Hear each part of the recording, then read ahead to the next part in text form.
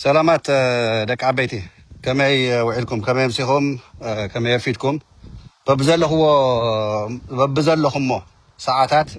سلام كم كل جزء لمدي ياو ناي فلما أنا زبلو سلام نهز كله نهز ترى هز تجراي على مرق زلهم عدين أوسعين مالتيو سلام ناولكو سلام يمنيركم له اوكي حنشا مو يتدول حيزي زي عيله شرغور وامو زي عملتي حد صارنا كلير زخونتيا حصر زبالتنا كلير زخونتيا تاي مسلكاتكم على فيسبوك زلطفكوا ነገር ላዛ ሰዓት ውሽጥ እዚያ ገልገለኹም ከምዚ ይትለጥፍ ከምዚ ይትበል ሓቂ ድዩ ሕቶታት ተምፁ كبرى يغريتا حيزي زي حصان ملخ تخلف سلازدلي خويه تازلطف كواون حبريتا خلف سلازدلي خويه نكلهم تغارو عالم مر زلهم ناي قالسي هز تግራይ كيباخن ودب حوحات مريحنت خيقنصل كيرشن كيسر كينوارد بانداتات تግራይ شرحن قرحن حيزم مزلو عالم مر زلخا تግራዋይ اوشت زلهم تغارو سمعوا فلاتو زقبر زلو أوشتنا تحدث ورده جنرال تحدث ورده خلت تورح قريب ولا خاف سلطان خبكع إذا سلطان زي خبكع مخانو فليتو زقور زلو شرح نقول حني خنقرأكم ليه زي قلت إننا قلت خنقور لنا صباح نقول أنا زك على سوم زلو قال ستات حق الناس زي ولهم بس علم تات خوينم حق الله زوات تقراي بتحقن حرز حتات كوينون صباح نقول حتات قصيك أليعي تدبيغا زي كونه حاسية زي كونه أشوربيرا زي كونه سريقا زي كونه زنبر بسرعي بسنة سرعات بسلامة ومجدي حابريتها زمسني نهزبي انتهى يزتكم مشتر كما يزعقب حق النزلوه حابريتها ايو انا زحلفه سلازيو انتم افتناي ابزا ساعات وشت زياد رئيكم صحفينا او حتى زغروكم حق دي يزولكم هو زمسني حابريتها تكس لزخونه ايو أب تقرأي لها لغون كريم مخادين تحدث ورده بحو غيرو كماندو تات يسلطن كم زنبره يفلطيه أب ميديا أب تلفزيون أنا زقروم غزياتاتون ني ولغا سلامنتا ايو ناف سلطان امسيو إلي دغاغي مي أب يوتيوب أب ددبيت يوتيوب أب ددبيت تلفزيون أسفنغو تريوت خليهم دغاغي مي زحطو زيل إلي يعني ولغا زبحالسي سربقو سيلم سلاماو سلف خوص انتلو ام مغل دباباي حوحات تفرس النابلي مسن خبرون برهي افتن مكاين افتم تاثروفت زربش زنورو اب غزي گيتاچو كافتم زتواررو حاده ايو ولغا مالت اب ارمي اسران كلتن زنبري بقوشت بكابابياونت بن زمن گيتاچو صارقان نحوحات كفرس سرح زنبري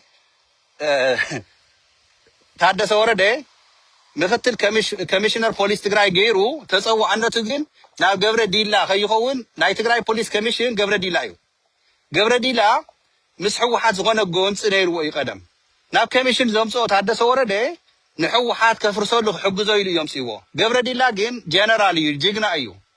ረዲኩም ዲዩ እዚ ሓዙን ተጋሩ ገብረ ዲላ ንወዲ ወረደ ኣይመለኸልካን ኢልዎ ምክንያቱ ከም ትግራይ ፖሊስ ኮሚሽነር ከም ጅግና ተጋዳላይ ናይ ውልቀ ረብሓታትን ናይ ባእሲ ዝነበረ ጽሊት ናይ ሕወሓትን ኣብዚዩ ንህዝበይ ኣይክሕድን ንሃገረይ ኣይክሕድን ብታት ተመደበት ንስራሕ ግን ብሓቅነት ይኽሰርሕ ኢሉ ንታደሰ ወረደ ካብ ሕገ ወፃኢ ኢኻ ኒ ወለጋ ቀጥታ ተጸዋዕነት ናባኻ ጌርካ ሸይምካ የዝነኻ ብሕጊ ኣይፈቅደልካን ኢሉ ተማጉይትዎ እዩ ክነግረኩም ኣብናይ ላዕለወት መራሕቲ ጸጽታን ግዚያው ምሕዳር ትግራይ ዝነበረ ቅድሚ ክልተ ወርሒ ኣብ ሚድያውን ዘውጻኽዎ ነገር ተሳሒቦም እዮም ታደሰ ወረደን ገብረ ዲላን ይብለኩም ኣለኹ ተረዲኩም ድዩ ስቑልና ተኣሽመ ይንገብርና ባይዘወይ እዚ ስኢልካ መጸለምታ ዶ ገለገለ ከይመስለኩም بدم بغيركم حازني እዚ ነገር ኣብ ሚዲያታት ምስ ዘርጋሕዎ ምስ ቃልስ ምስ ጀመር ኩሉ ምስ ጀመርና ድሓን بيني تقاليسه زي رأيو مساهم تقاليسه جن ربحان هزمنا أيو أنا زبل كاستخاخل حلافنا تلني غريتا سو تقالسنا جن تأنا زم تصدلخ بعلي حلافنا زوجلو لي أنا زوجلخ مبر تقالس جن زعبي زمعبل كلنا تجارو حابنا هنك على استلنا أيو سو إذا أخوينا تحاتيتو يتحدث ورده زعما نايز نغركم زلخو ناي زعما ولغا نمنتا أيو كحق وصعي حدا انتي سدتدلي ولغا ناومصيو ولغا نحوحات كفرس سرح نبري بقشات بكابي سرح نبري سبيو دحراي نا ارم اسران كلتن يغريت حاتيتو خملس موكيرو ايت سراويت غامغيمو كحدام سلازخونه صبيو تحساسوا سلازلوو تسراويتنا خانيه حق دنب سلازي يفكر كوبو سلازي كونه اي نقبلكاني توحيلو اي نقبلكان بستوحالو جن تادس ورده حيد بوينجل بتفعلي نجارات زتباررو خاب سراويت يخونو كاب بوليس يخونو زياتهم اتم سبات اي نغيرناكم حيز لايف ناريهم ناسي تدولو قدفن دو حيز بلكم الله حيز تدول زي لخاس عثمان قدفستي اي تربش سو ازي لي تادس ورده زهاو ملس نزيو دوغينه لما انت تاي يغاطي ممقله تاين هم مقله يخنغركم لما انت بهاندبت أبي نيرو يفلت ناي بوشما يفلت ناي تادس ورده زومودو قربا زومودو مخانن أمسو بيلو نغوس يزبحال كنتصار يوينا نغوس نمرجا أسولو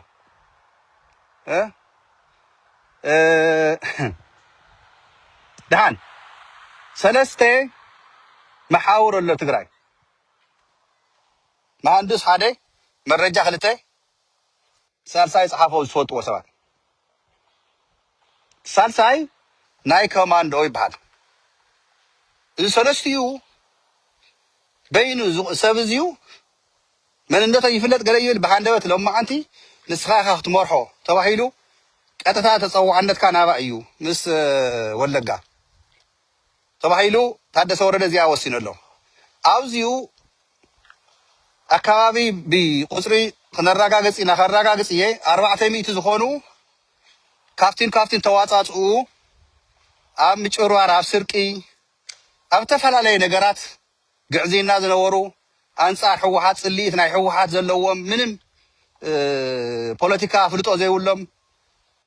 اللي هاي زنورو قدمت خوينات فيدرال زنورو أب تفلالي زنورو نزيهم أكيو جن ناي كوماندو تعلميتن عامن زلوهم يوم وشت دبيقو نزياتهم أب مقالة بكتما مقالة أفتناي بوليس تقراي بوتاتات منوريات هذن هو منم سرح يسرح نزياتهم ستاند باي غيرو أزاقاجي وملو نمنتا أيو إلا خريو تلنا خنحاتو تلنا زي تأييقن تي مشترو قليليو نتي تحز ولا مرارحة ناي حوحات كان مقالة ناوصاخا نابكالي بوتات سودو اتناي حوحات حيلي تمحاور تمريحنت زنهي تداخو مقدم السحابنا تحدث ورده خانية تسحبو نيو يوم هيزي أنا كلا مالك قدفو إيام خنياتو من مخانم نسمر كتا أكال أنا حليفا لكو يتسلسل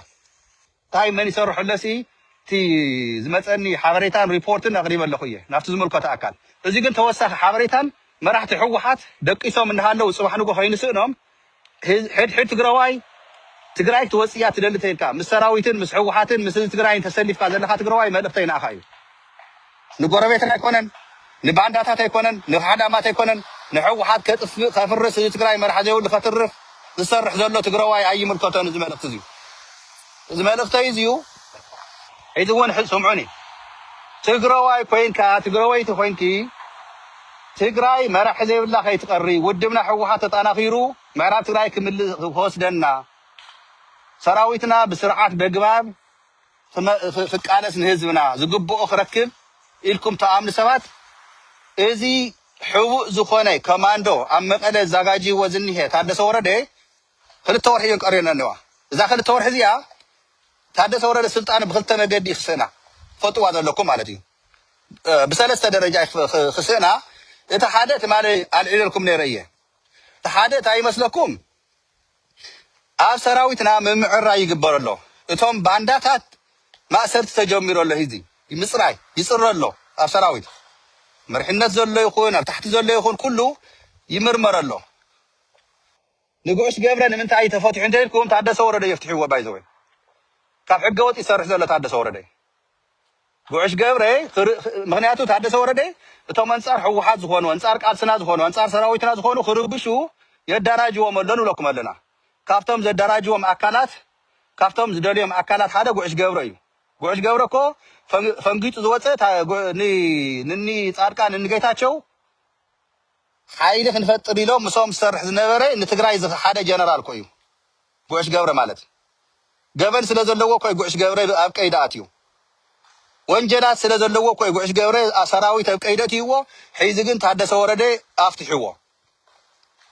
ረዲኩም ድዩ ሓዝኒ ኣብዚዩ ታደሰ ወረደ ብሰዓት እዚ ግዜያዊ ምሕዳር ኮይኑ ፖለቲካ መራሒ እምበር ወታደራዊ መራሒ ኣይኮነን ስልጣን ናይ ግዜያዊ ምሕዳር ናብ ወታደራዊ ኣይምልከቶን ነይሩ ግን ኣፍትሕዎ ኣሎ ንምንታይ እቶም ወንጀለኛታት እቶም ገበነኛታት ሰብሲቦም ሲኡ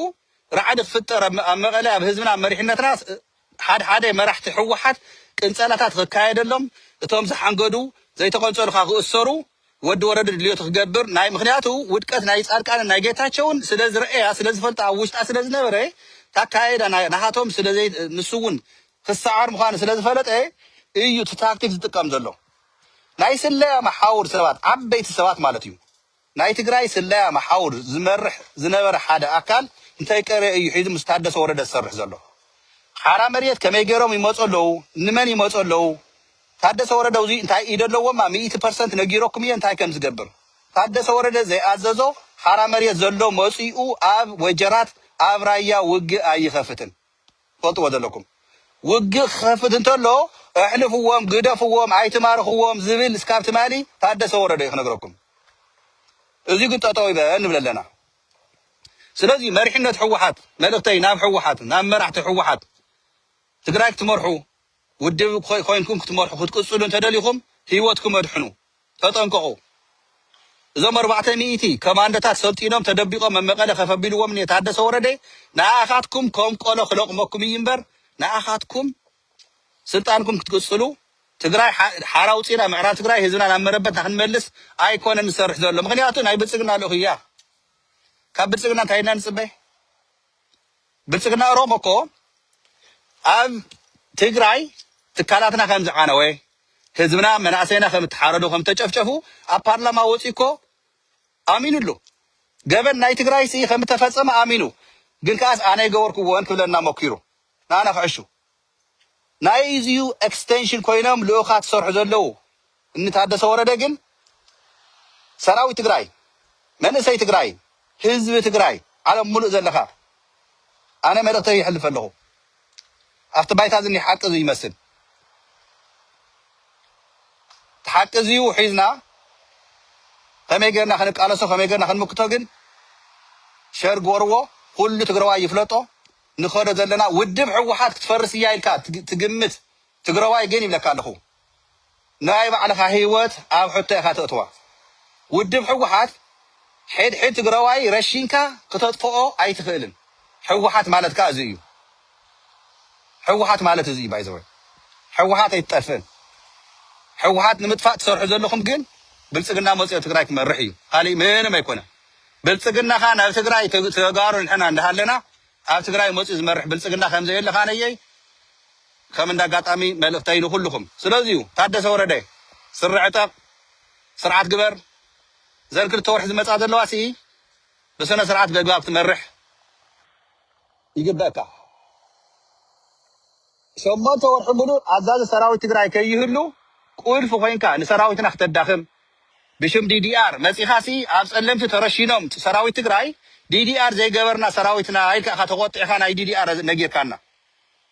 ብልፅግና ዝረሸኖም መናእሰይ 7 መናእሰይ ኣብ ፀለምቲ ግን ዛዕባ ንሶም ኣይተገደስካን ዛዕባ ንሶም ንህዝቢ ትግራይ ንዶ ትግራይ ነቦ ትግራይ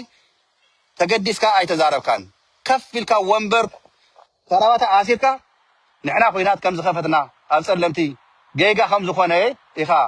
ተርድአና ሞኪርካ ማለት እዩ እዚ ከዓ ጌጋ እዩ ክእረመሉ ይቅረይታ እውን ንህዝቢ ትግራይ ክትሓተሉ ይግበአካ ታደሰ ወረደ ዝመጽ ዘሎ ክልተ ወሕግን ኣዛዝ ሰራዊት ትግራይ ሒዙውን ክትግበር ኣለዎ ምትዕራያት ክትግበር ኣለዎ ብሓፂር ግዜ ናብ ምዕራብ ክናቱ ኣለና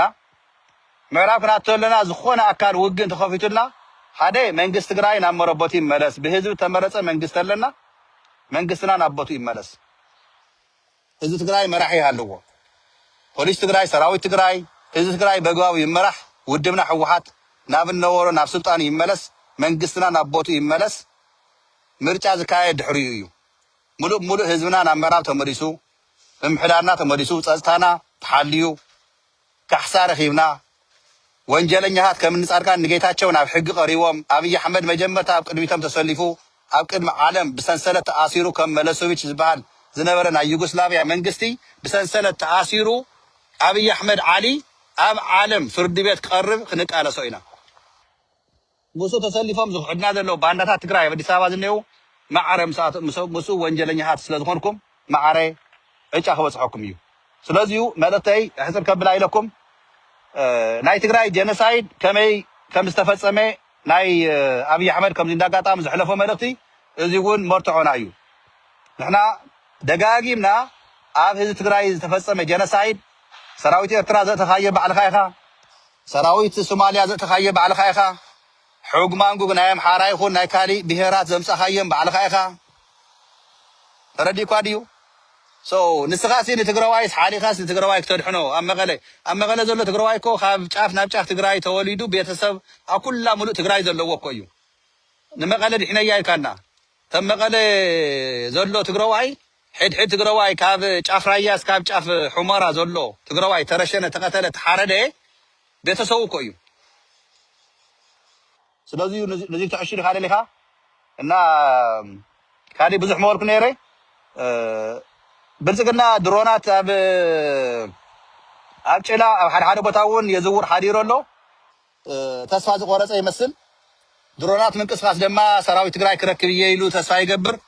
ሰራዊት ትግራይ ግን ቋቑሕ ማለት ብጣዕሚ ቋቑሕ ስለ ዝኾነ ብምንም ተኣምር ኣይትረኽቦን ንሕና ሰላልፋና ተቐይሩ ኣካያዳና ተቐይሩ ኣብ ማዕሪና ኢና ንቃለስ ድሕሪ ሒዚ እዚ ቀልዲ ከይመስለኩም ድሮን ዝፈርሕ ሰራዊት የለን ከም ኣእዱግ ከማኻትኩም ዝንቀሳቐስ ሰራዊት ኣብ ትግራይ የለን ውሕልል ዝኾነ ካይዳ ኢና ንኸዶ ሰራዊት ኤርትራ ህዝቢ ኤርትራ ሰራዊት ትግራይ ህዝቢ ትግራይ ሰራዊት ሱዳን ህዝቢ ሱዳን ኣብ ሓደ ተሰሊፉ ኣሎ ናይ ለምቅነ ዝነበረ ድሮን ጭፍጨፋ ኣብ ትግራይ ተፈተና የፈተና አንጻር ድሮን ኣለዎም ዶ የብሎምን ንክፈልጡና ክትኩስልና ድዮም ኣይትኩስልናን እንታይ ዓቕምን ሄር ትግራይ ንምፍላጥ ተገብረ ግን ሓደ ተጋሩ ዝኮረይኹም አንጻር ድሮን የብልና እንዲና ንምንታይ ዳ ተዝህልወና ነይሩ ዘይተኮሱ ከም ዘይገበሩ ኢልኩም ኣቶም ሰባት ግደፍና ይትደውልና ሒዚ ጉዳየ ኢልኩም ዝኮረይኹም ገለ ዝበልኩም ደሓን ናይ ግዜ ጉዳይ ተጸበዩና ናይ ግዜ ጉዳይ እዩ ንሕና ማእዚና ዝሓዝናዮ ኣብ ኢድና ዋንጭፍ ድዩ ዒፍ ማእዚና ንጥቀመሉ ከመይና ንጥቀመሉ ግን ክትርዩና ኢኹም ተረዲኩም ኣብ ቀረባ ግዜ ሕሞራ ክናቱ ኢና ምዕራብ ትግራይ ክንቋፃፀር ኢና ዓድና ስለ ዝኾነ እዩ ባይዘወይ ኣይን ልምን እንድሕር ሒዚ ካብ ብልጽግና ለሚንካ ዝትከው ሓገዝ የለን ዓድኻ እዩ ብዓዱ ዝቕልድ ብትግራይ ዝቕልድ ትግራዋይ ግን ማዕረ ፀላኢና ስለ ዝኾነ ናይ መቐለ ኮማንዶታት ኣነ ነጊሮኩም ኣለኹ እዚኣቶም ኣብ ቀረባ ግዜ ኣብ ክሓዝን የሰራዊት ትግራይ ፀጥታ ትግራይ ሰራዊት ትግራይ ሞላእ ኣብ ትግራይ ዘለኻ ዝኽየድ ዘሎ ካብ ሕገ ወጥ ብጀነራል ታደሰ ወረደ ግዚያዊ ምምሕዳር ትግራይ ልኡኽ ናይ ብልጽግና ኦሮሞ ዓገበልዎ ክደግመልኩም እዚኣ ልኡኽ ብልጽግና ኦሮሞ ትግራዋይ ኮይኑ ትግራይ ዘይመርሕ ዛዕባ ሰራዊትና ዘይግደስ ጀነራል ታደሰ ወረደ አንጻር ህዝቢ ትግራይ ዝቃለሶ ዝኸዶ ዘሎ አንጻር ውድብና ሕወሓት ተፍርስ ትኸዶ ዘለካ ከይዲ ዒጫ ናይ ጌታቸው ከይትበፅሕካ ዓገብ ንብለካ ተጋሩዋኒ ይፈትወኩም የኽብረኩም በብዘለኹም ሰላም ኩንለይ ኣየኹም ትዝፅረፎ ዘለኹ እቲ ብድዕታት ሓደ ነገር ትርእይዎ ዘለኹም ምንም ኣይመስለና ኣነ እንዲያውሲ ብጣዕሚ የጥንክረኒ ትማለስ ክልተ ዝኾንስ ኣባላት ሰራዊት ትግራይና ንስኻ እንታይ ይምልከተካ ናይ ሰራዊት ትግራይ ኢሎምን እዚኣ መልእኽተ እያ ንኩልኩም ሰራዊት ትግራይ ክብረለነ ሰራዊተይ ባይ ዘ ወይ ቲዲኤፍ ማለት TDF ኢልካ ስለ ጽሓፍካ ከላሽ ሒዝካ ስለ ዝኾንካ ኣይኮነን በይንኻ ዝምልከተካ TDF ማለት ንሕና እውን ብዓቕምና ተኻሊስና ተጋዲልና ንህዝብና ኣብ ጎኒ ህዝብና ተሰሊፍና ኣለና ብትዘለና ዓቕሚ ማለት እዩ ስለዚ ሚኪ ካባይ ንላዕሊ ኣብ ግንባር ከይዲ ተዋሽሐ ተጋዳላይ ኣሎ ይፈልጥ እየ የኽብሮ ኢኻ ብጣዕሚ ብደንቢ ካባይ ንላዕሊ ዓቕሚ ዘለዎ ተጋዳላይ ትግራይ ናይ ጅግና እዩ ኣነ እውን ናይቲ ተጋዳላይ ኣካል ሓደ እየ ናይቲ TDF ኣካል ሓደ እየ በቲ ዓቕመይ ይቃለስ ይጋደል ኣብ ባይታ መፅእ እውን ታትግበአኒ ኣፍታ ፀባብ ከባድ ግዜ 2013 ብናይ ትግራይ ዓመተ ምህረት ኣርሚ ሰብዓ ክምስረት እንተሎ እንታይ እዩ ዘድዮ ከመይና ክንዳሎ ኣፍታ ግንባር መፅእ ኣርሚ ሰብዓ ምስክር እዩ እቶም ኣፍታ ባይታ ዘለው ብፆት ኣፍታ መራር ግዜ ሚኪ ይሃድም ዶስ ናብ ሓዊ ይኣቱ ኢሉ ህዝቢ ትግራይ ሰራዊት ትግራይ ባዕሉ ይፍረደኒ መን ይሃዳሚ መን ይግን ንህዝቡ ዝሓሊ ንህዝቡ ዝቃለስ ምስ ህዝቡ ዝስለፍ ንውልቀ ረብሓ ዘይኮነስ ንህዝቡ በይነይ ማ እንታይ ትርጉም ኣለንዳ በይነይ ዳ ውዱቕ እንድየ ምስ ህዝበይ ምስ ሰራዊተይ ግን ኣለኸ ጎኑ ስለዚ ሓደ TDF ኢና ትብሉ ባይ ዘ ወይ ናይ ብሓቂ TDF ተኮይንኩም ክብረለኒ TDF ኢልኩም ፅሒፍኩም TDF ኢና ንስኻ ከይምልከተካ TDF ትብሉ ግን TDF ማነ እዩ ኣነሲ ናሃተ እዩ ናሃቱ እየ ወለደ እዮም ኣሕዋተ እዮም TDF ማለት ኣካል ናይ TDF ኣነ ባዕለ እየ ይብለኩም ኣለኹ